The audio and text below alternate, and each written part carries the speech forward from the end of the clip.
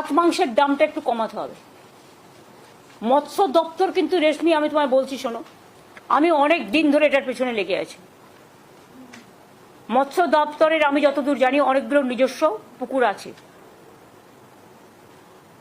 তোমাদের ময়নাটাও স্পেশাল দায়িত্ব দিয়ে করতে বলা হয়েছিল। আমি ইলিশ চিংড়ির কথা বলছি না। একটা ছোট মাছ বড় হতে 2 বছর লাগে না। করছি তো, ক বছর তো হয়ে গেল।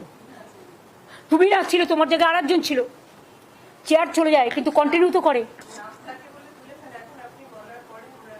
তোমাদের যে 700টা আমি যতদূর জানি পন্ড ছিল অ্যাগ্রো মার্কেটিং এর আন্ডারে, এগ্রিকালচারাল এর মাধ্যমে, ফিশারিজেরও আছে, প্লাস সেখানকার মাছগুলো কি পর্যায়ে আছে, কি পরিস্থিতি। আমাকে কেন বাইরে থেকে বেশি, আমার মাছের দাম কেন কমছে না তাহলে?